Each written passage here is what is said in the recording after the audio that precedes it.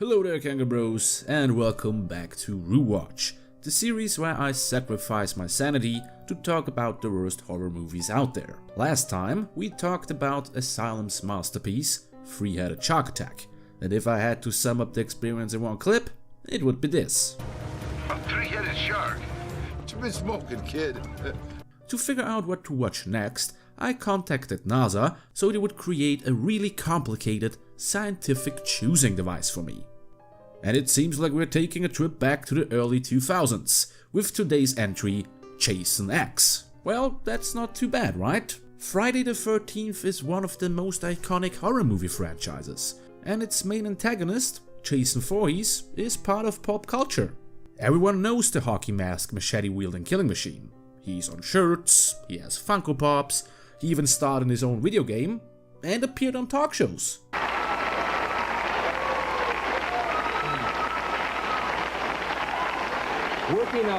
Working on the streets of New York, did you get a lot of people come up to you, ask for your autograph and stuff like that? Ever think about doing a musical?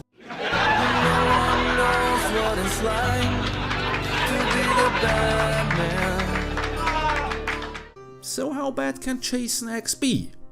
It's just the 10th entry in the series. The 10th? What was New Line Cinema thinking? Need money. Oh yeah, that makes sense. Well, before we take a look at the movie itself, let's talk a bit about its premise. As I said, this is the 10th movie in the Friday the 13th franchise, and the second movie in the series without Friday the 13th in its title, together with Jason Goes to Hell, the final Friday. And look how much truth that title held. This movie's synopsis goes like this. Jason Voorhees returns with a new look, a new machete, and his same murderous attitude as he is awakened on a spaceship in the 25th century. A spaceship? The 25th century? Well, count me in! And just look at the poster.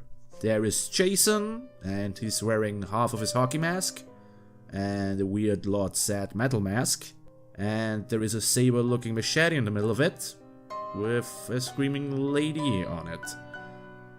Cool. But before we really start, I have to get one more thing out of the way. I may be a little biased on this one, because it was the first Friday the 13th movie I saw, and I loved it back then. I've never seen it again since, but I remember that there were some funny scenes in it.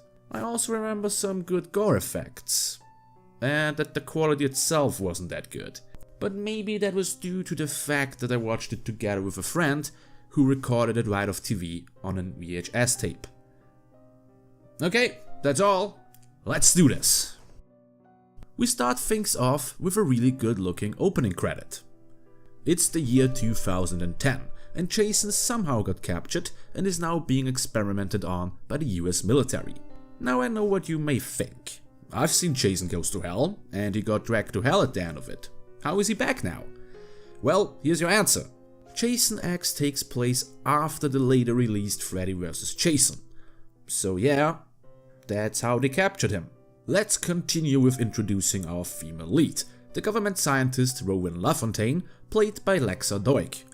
You may know her from a role as the android Andromeda in the TV show of the same name. Anyhow, while Rowan wants to put Jason into cryostasis, a group of military dudes have other plans. His unique ability to regenerate lost and damaged tissue, I mean, it cries out for more research. I don't want him frozen, Rowan. I want him soft. Nice. Let's see how that works out.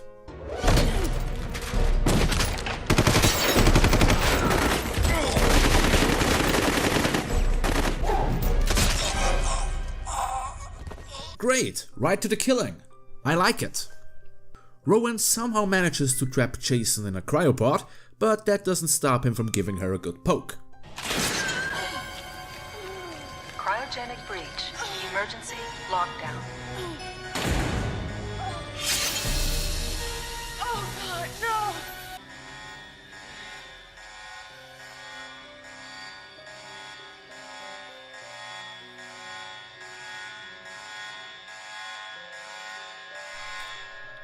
Well, shit. Some time passes and we are now introduced to a group of students led by their professor Dr. Lowe as they stumble upon the research facility. Oh, and we are in the future now, of course. We know that because they're not only wearing futuristic clothes, but they also have such futuristic names as Azrael, Janessa, and Brandon. They find the popsicles, and we see that even being frozen doesn't stop Jason's bloodlust.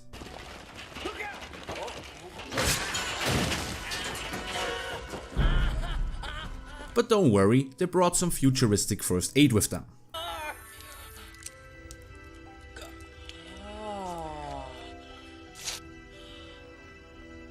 Oh, you're so pretty.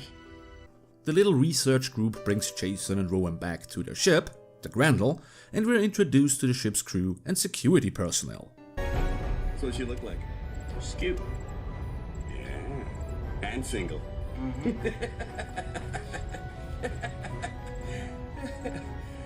I'm so lonely. There are even some interesting characters in this movie, like Tunaron and his self-built android KM-14, played by Lisa Ryder, who's also been part of the Andromeda cast. That's weird. And it's time for more future tech, as the researchers are microwaving Rowan back to life.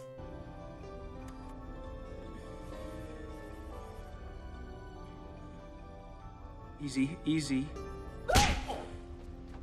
The plot quickly advances as we learn that Professor Lowe has some financial troubles and is told that the corpse he found holds some value. Jason Voorhees. He killed nearly 200 people and simply disappeared without a trace. But to the right buyer, he could be worth a fortune. We also learn that he's kind of a douche, as he's boinking his students for better grades. And that's not the only awkward sex scene in the movie. But as we all know, there is one thing Jason really hates, and that's people fucking. His hate brings him back to life, and he celebrates by copying a feel himself and warming himself up with some exercises.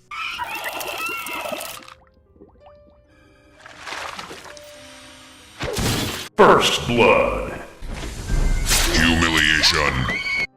The viewer and Rowan are told that it's the year 2455, together with some bad news. Professor, where do you want this? Lab 2, I think. Sure. Oh, whoa, where did you get that? From your friend, the big guy with the hockey mask. You brought him on board? He's in the next lab. We're quite safe. Safe? Our scans reveal him to be very dead. He is an unstoppable killing machine. He's not dead. Believe me, he's definitely dead. Show me.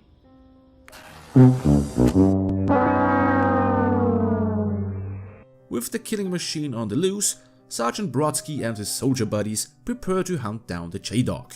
They quickly find him, but his teleport abilities allow him to elude them. So let the real killing spree begin.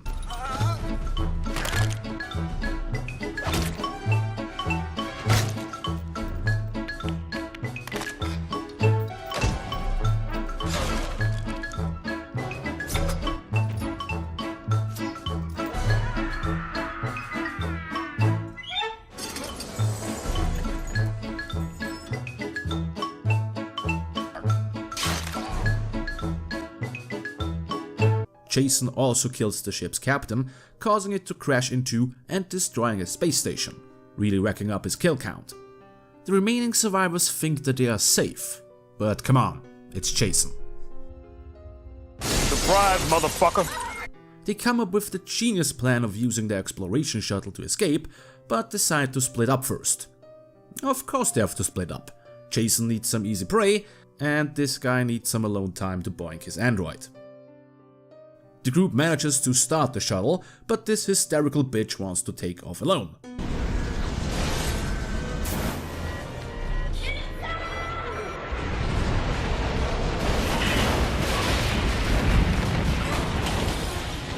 Female drivers, eh?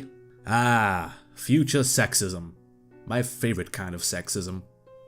It's looking really bad, as Jason is coming to take out the remaining survivors. But don't despair! An upgraded KM shows up to save the day.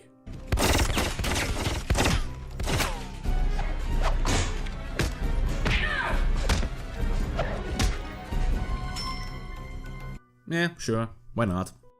Together with his still alive Brodsky, she is able to take out the masked menace. NANI?! So that's it. Movie's over, right? Nope, there are still 23 minutes of movie left. That means more trouble is coming. The collision must have compromised the hull. She's bleeding out. Why can't we just go over here? It's no good. The pontoon goes, it'll take the bridge with it.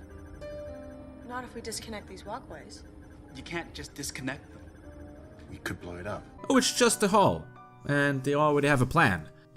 And here I was, thinking that Jason would come back somehow.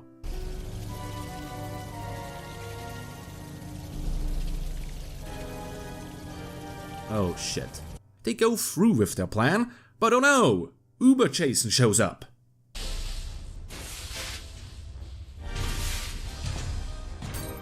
No, not that kind of Uber Jason.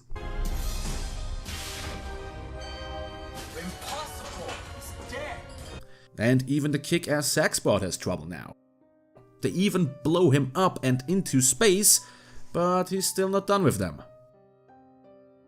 Oh, this sucks on so many levels!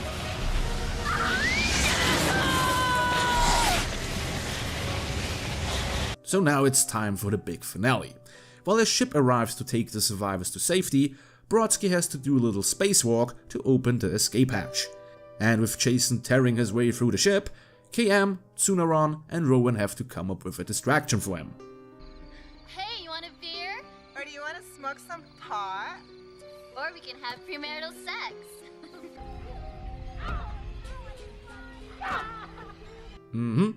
That worked out great. They barely make it off the ship, and Brodsky sacrifices himself to enable their escape. The survivor girl, the nerd, and the sexbot rejoice as Jason is dead for good. Or is he?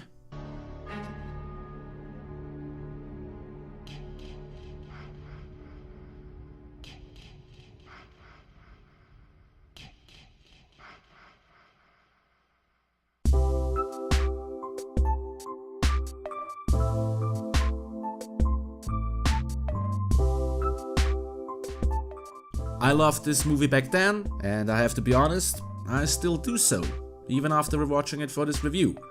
Who gives a shit? But to be fair, this isn't because it's so scary, it really isn't, but because the movie doesn't take itself too serious. Being the 10th entry in the franchise, it's more than obvious that this movie was only made to cash in on that sweet Jason money. Damn it. I need money. The movie's story is just like all the others in the franchise. Jason comes back to life somehow and is let loose on a group of helpless victims. This time it's just in the future and in space. There is nothing to further Jason's backstory or motivation, just him killing people. Not that that is a bad thing. At least he isn't some body-snatching dick monster this time around. The movie definitely has production value. The sets look good and the effects are well done for its time too. Especially Jason's makeup and the gore look great. Even Kane Hodder's costume for Jason looks great. They even remembered the signature cut on his hockey mask. The acting isn't half bad either, and it seems like the people working on it had a lot of fun. Especially Peter Mensa. It's gonna take more than a poke in the ribs to put down this old dog. Yeah, that ought to do it. But why does he seem so familiar? It's blasphemy! This is madness! Oh, right. There are some funny one-liners. He's screwed. Video game references. Dallas not here yet? Nope. You, Briggs. Find him, bring him up to speed. Hondo, you have a BFG? You're with me. I understood that reference. It's just a lot of fun. And that may be the reason Jason X is on this list. It fails as a horror movie. It's not really scary, and there is no real suspense. We all know that Jason is going to kill a lot of people in a gory way, and a small group of survivors is going to defeat him at the end. You can either set this in space, on Earth, or in a Taco Bell. You just know what's going to happen. You can easily fix that problem by not calling Jason X a horror movie, but a self-aware, fun sci-fi action movie. And that was Jason X. One down, 36 more to go. Let's see what's up next.